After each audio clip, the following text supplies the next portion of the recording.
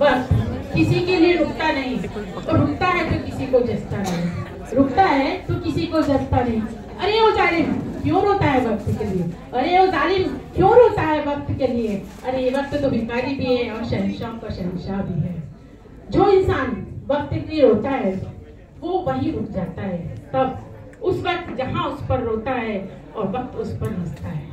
यही वक्त है जो हमें हंसाता है, यही वक्त है जो हमें हंसाता है, यही वक्त हमें रुलाता है, यही वक्त हमें हराता है, यही वक्त हमें जिताता है, यही वक्त हमें दर दर भटकाता है, और यही वक्त हमें महलों पर बिठा देता है। जो वक्त है ना वो कभी भी हमारा हाथ खाली कर देता है, और यही वक्त हमारा हाथ भर देता है। इसलिए इंसानों, मैं कहती हूँ कि सभी को वक्त मिलता है, पर पूरे समय के लिए नहीं। जो करना है आज ही कर लो, कल का कोई भरोसा नहीं है। वक्त सभी के पास है पर सभी उसका उपयोग नहीं करते। आज इस दुनिया की भाग दौड़ में उनके लिए खुद के लिए वक्त नहीं है। पैसे कमाने की हापाधापी में परिवार के लिए वक्त नहीं है। आज पैसा आया पर उम्र निकल गई, अब परिवार के लिए, परिवार वालों के लिए, उनके लिए वक्त नहीं है। तो मैं कहती हूँ, हे इंसानों, आज अपने पास ऐसा कोई ताकतवर, ऐसा कोई पैसेदार इंसान नहीं है जो कि वक्त को खरीद सके। इतना ताकतवर कोई इंसान नहीं है कि जो वक्त को पकड़ सके। तो जो करना है आज ही करो। परिवार के साथ बैठना है आज ही बैठ जाओ, रिश्तेदारों से मिलना है आज ही मिल लो, बच्चों को टाइम आज ही दे लो, धर्म करना है आज ही कर लो, ध्यान करना है आज ही कर लो, और दान देना है तो आज ही कर लो। क्योंकि ये वक्त बहुत चंचल है, किसी के लिए रुकता नहीं, और हमारे ऊपर जाने का वक्त आ जाएगा। इसलिए मैं कहती हूँ कि वक्त कभी किसी के लिए रुकता नहीं, रुकता है तो किसी को जचता नहीं, किसी को जचता नहीं, किसी को जचता। Thank you. कवितेचं शीर्षक आहे प्यारी भाषा हिंदी। एक भाषा है आशा भरी जिसका नाम हिंदी है। हिंदी केवल जुबा नहीं, देश के माथे की बिंदी है। कश्मीर से कन्याकुमारी तक, संसद से लेकर सड़कों तक, साहित्य से लेकर सिनेमा तक, हर जगह संवाद का पुल बनकर आती है। जनमानस की यह परिभाषा सबको भाती है। कवि के मनभावन कविता में बसी है, गीतकारों के सुमधुर गीतों में रची है। प्रेरणादायी राष्ट्रगीत के सम्मान में बंधी है। भारत के अभिमान से जुड़ी है। किसानों के खेत खलिहानों में उगी है। पावन धरती माँ के मिट्टी में सिमटी है। दुनिया में कहीं भी जाओ हमारे नस नस में बसी है।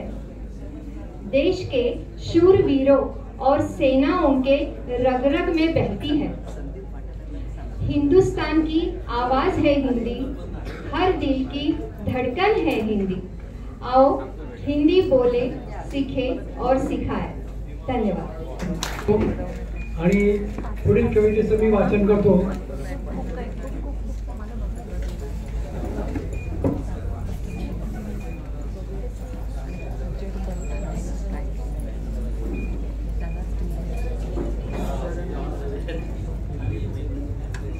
मोहाचा छंद। कवितेचे नाव मोहाचा छंद। जीवनाचं कटू सत्य आहे आणि या कटू सत्य असल्यामुळे प्रेक्षक थोडेसे भाविक होतील, परंतु ऐकणं जरुरीचं आहे। सुनील असनकर हे कवी यांनी ही कविता लिहिलेली आहे, फक्त वाचक मी आहे। वाचक म्हणून मी ही कविता आपल्यासमोर ऐकून घेतो।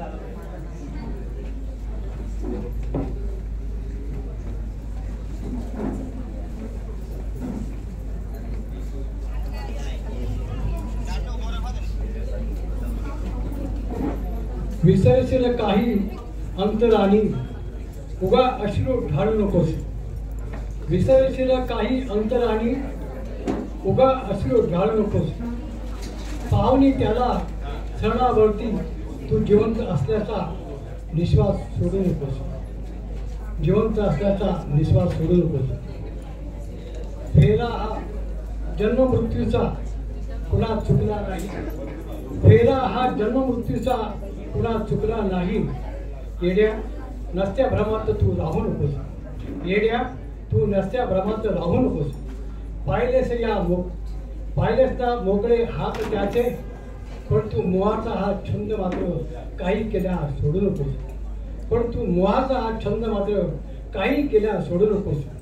दे हुंके विलाप आकृष विरतील काही दिवसात विसरली सारे रमशील तू पुन्हा आपल्या विश्वास. कळते ना तुला सारं, पण वळवणं तू घेत नाहीस. अरे या मोहाच्या या पाशात तू स्वतः व मुक्त होत नाही. पाहिलीस ना राख त्याची, पण ते सत्य, ते अंतिम सत्य तू स्वीकारू नकोस. पण तू मोहाचा छंद मात्र काही केल्या सोडू नकोस. पण हा मोहाचा छंद काही केला सोडू नकोस. अरे हुरळला गेला ती शरणावरी, अरे हुरळला गेला तो शरणावरी. जैसा वरी त्याला बोलला, जैसा वरी त्याला बोलला, माणूस चांगला होता. मग कौतुकाच्या 2 शब्दासाठी त्याच्या मरणाचा अट्टहास का केला होतास? वा रे वा मृत्यू तुझी जादूगरी, वा रे वा मृत्यू तुझी जादूगरी. जो पाहुणे कधी कुस्तीत हसला होता, आता श्वास थांबला त्याचा. श्वास घेऊन मोकळा रडला होता. आयुष्यभर निंदेच्या काट्याने ज्याला भोसले होते, आज तो कौतुकाच्या फुलांनी भरला होता. पण खांदा त्याने दिला होता आयुष्यभर तिरस्कार ज्याचा केला. खांदा त्याने दिला होता आयुष्यभर तिरस्कार ज्याचा केला. आकस राग सूड वत्सराच्या निखारणी त्याला जीवनभर झाले होते. प्रेमाशय वर्त वरळी असते. हे चार खांद्यावर त्याला कळले होते. पण श्वास थांबल्यावर माफ करण्याची ही रीत तू काही केल्या तू बदलू नकोस. पण मोहाचा छंद मात्र काही केला सोडू नकोस. मोहाचा छंद काही केला सोडू नकोस. हा खेळ, हा शोक, हा खांदा फक्त जगहित म्हणून पाहू नकोस. लोक लाजरी उगा वेगळी अशी तू वाहू नकोस. लक्षात ठेव, अश्रू कितीही निर्मळ असले तरी भूतकाळ कधीच परत आणत नाही. रक्ताची नाती ही या कलयुगामध्ये दुःखाची ओझी फार काळ वाहत आहे. सत्य कटू कधीच स्वीकारू नकोस. दुःखात वाहून तुझी विण जगणे सोडलं देतील दिवा स्वप्न हे म्हणून पाहून पाहिलीस गत देहाची तू मोहाचा छंद सोडू नकोस. तू मोहाचा छंद सोडू नकोस. इथे साहित्य परिवाराच्या सर्व सभासदांना मी प्रथम शुभेच्छाही देते.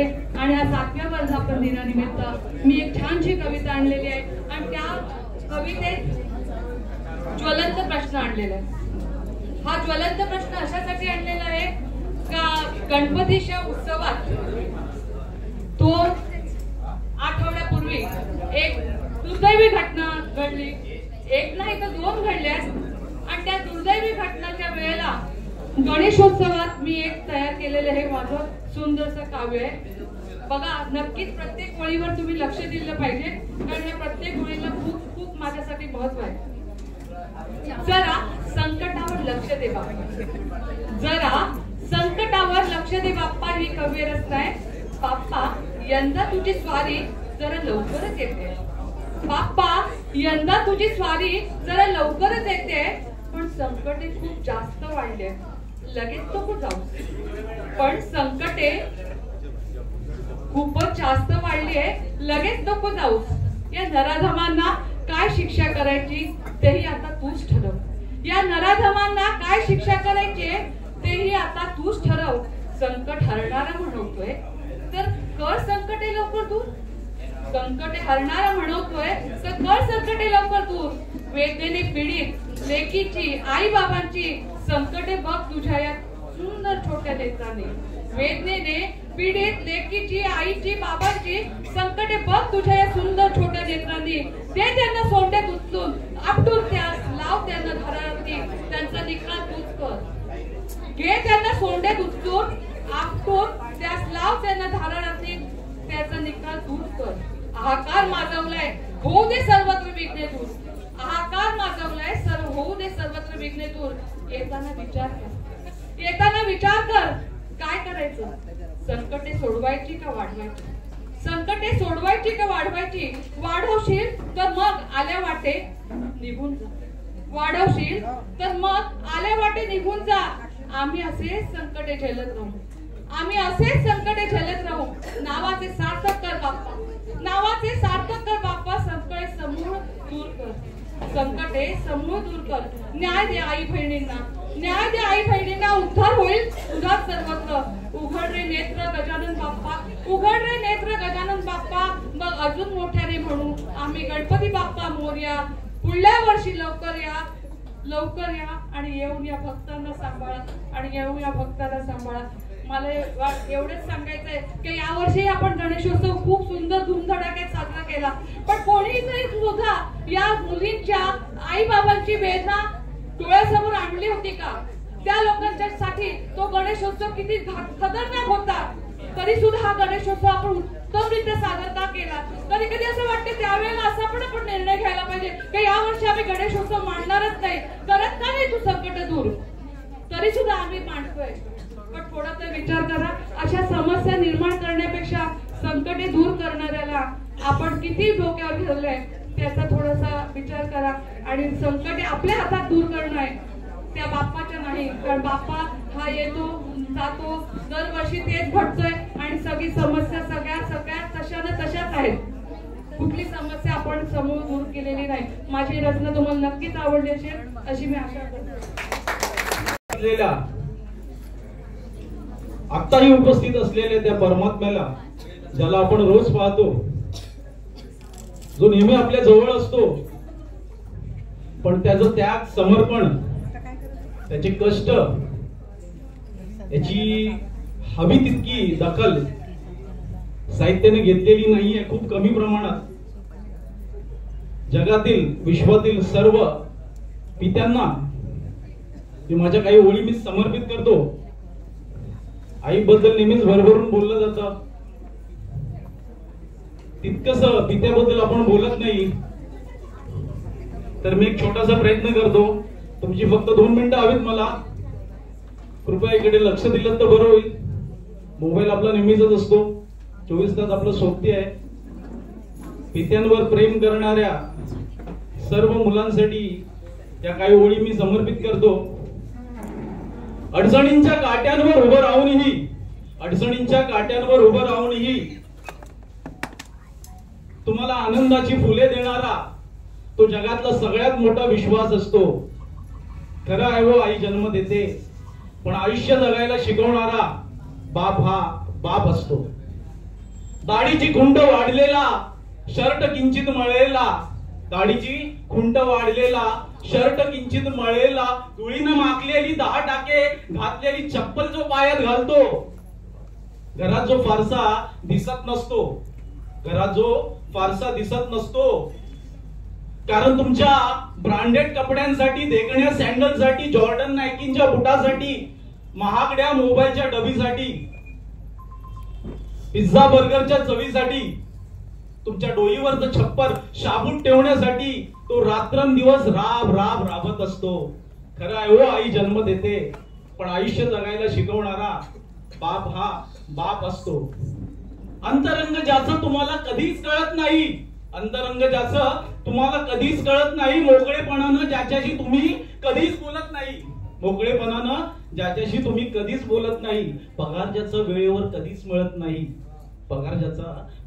कधीच मिळत नाही, तरीही तुमच्या शाळेची फी, दिवाळीचे फटाके, फराळाचा सुगंध, नवीन कपड्यांचा, नवीन खेळण्यांचा आनंद जो कधीच चुकवत नाही. लाख अडचणी आल्या तरी तुमच्या ताटातली पोळी कमी होऊ देत नाही. फक्त त्याच्यामुळेच तुम्हाला उपाशी झोपण्याचा अनुभव कधीच मिळत नाही. तुम्ही मॉल सिनेमावर 1000-1200 सहज खर्च करता, पण 50 रुपये वाचतील म्हणून तो सलून मध्ये दाढी करत नाही. पण 50 रुपये वाचतील म्हणून तो सलून मध्ये दाढी करत नाही. तुमच्या महागड्या परफ्यूमच्या सुवासात देखील त्याचाच निधळाचा घाम दडलेला असतो. खराय हो, आई जन्म देते पण आयुष्य जगायला शिकवणारा बाप हा बाप असतो. त्याच्या कठोरतेचं कोडं तुम्हाला कधीच सुटत नाही. त्याच्या उसवलेल्या कपड्यांचं उत्तर तुम्हाला कधीच मिळत नाही. त्याच्या कठोरतेचं कोडं तुम्हाला कधीच सुटत नाही. त्याच्या उसवलेल्या कपड्यांचं उत्तर तुम्हाला कधीच मिळत नाही. जीर्ण झालेली बनियान ज्याची अंगावरून कधीच उतरत नाही, जीर्ण झालेली त्याची बनियान अंगावरून कधीच उतरत नाही, कारण स्वतःसाठी काही विकत घेण्याची मुभास त्याला परिस्थिती देत नाही. कधी कधी कुणी म्हणतही की तुझा तो बाप तुला मुळीच शोभत नाही, कारण पोरानं तुमच्यासारखा ऍडव्हान्स तो कधीच राहत नाही. आयुष्याच्या काटेरी सिंहासनावर आरूढ तोच तुमच्या जीवनाचा अनभिषिक्त सम्राट असतो. खरं आहे हो, आई जन्म देते पण आयुष्य जगायला शिकवणारा बाप हा बापच असतो. हिंमत जो आपली कधीच हारत नाही, संघर्ष व्यथा आपल्या तुमच्यापर्यंत पोहोचू देत नाही. तुमच्या प्रत्येक चुकीवर रागवणारा, रात्री घराबाहेर पडू न देणारा, सतत तुम्हाला नियमांच्या चौकटीत बसवू पाहणारा, म्हणूनच तुम्हाला फारसा न रुचणारा, सतत तुम्हाला नियमांच्या चौकटीत बसवू पाहणारा, म्हणूनच तुम्हाला फारसा न रुचणारा, भावना जो आपल्या डोळ्याने कधी व्यक्त करत नाही. अरे बिकट परिस्थितीत हा हिमालय कधीच टळत नाही. बिकट परिस्थितीत हा हिमालय कधीच टळत नाही. जो वज्रागत नेहमी तुम्हाला कठोर वाटतो, पण तुमच्या ऍडमिशनच्या रांगेतही जो तुमच्याच उज्ज्वल भविष्याची स्वप्ने रंगवत असतो. खरं आहे हो, आई जन्म देते पण आयुष्य जगायला शिकवणारा बाप हा बाप असतो. अरे आठवतंय तुला तू लहानपणी सायकलचा हट्ट धरला होता. आठवतंय तुला तू लहानपणी मागड्या खेळण्याचा हट्ट धरला होता. ऐपत नसलेला तुझा बाप त्या दिवशी रात्रभर रडला होता. ऐपत नसलेला तुझा बाप त्या दिवशी रात्रभर रडला होता. ठाऊक नाही तुमच्या कोणत्या हट्टासाठी. थोडासा विश्राम घेतो, मांडीवर आले. नाही तुमच्या कोणत्या हट्टासाठी तो वणवण भटकला असेल. पायाला होणाऱ्या वेदनांनी तो किती कळवळला असेल. पायाला होणाऱ्या वेदनांनी तो किती कळवळलेला असेल. स्वतःच्या मुलीच्या लग्नात किंचित अवघडलेला, धावपळीनं दमलेला, कर्जाच्या ओझ्यानं वाकलेला, मुलीची पाठवणी करताना डोळ्यात अश्रूंचा सागर घोटलेला, मग कुठेतरी एकांतात जाऊन धाय मोगलून रडलेला, संघर्षाच्या उन्हात ज्यानं सावलीगत तुमच्या डोईवर हात धरलेला, तुमचं दूर लोटलेलं पांघरून जो तुमच्या नकळत रात्रभर सावरत असतो. खरं हो, आई जन्म देते पण आयुष्य जगायला शिकवणारा बाप हा बाप असतो. आईगत मायेचं कसब त्याला जमत नाही, पण तुमच्या एवढीशा तापाला त्याचाही डोळा रात्रभर लागत नाही. त्याचा खांदा कधी काळी तुमच्यासाठी सर्वात उंच इमारत होती. त्याचं धरलेलं बोट म्हणजे विश्वासाची सगळ्यात मोठी भेट होती. म्हातारपणी कुठेतरी कोपऱ्यात बसणारा, आवाजात कंप, हात पाय कापणारा, रात्रभर झोपून तुमची झोप खराब करणारा, ज्याच्या मताला आता फारशी किंमत नसणारा, कदाचित आता तुम्हाला अडगळीचा वाटत असेल, पण त्याच्या टाकलेल्या डोळ्यात बघा आजही तुम्हाला तुमचीच काळजी दिसेल. कधी कधी आम्हाला जन्म का दिला असे शब्दांचे घाव सोसून जो फक्त तुमच्यासाठी जगत असतो. खरं आहे आई जन्म देते पण आयुष्य जगायला शिकवणारा बाप हा बापच असतो. बाप हा बापच.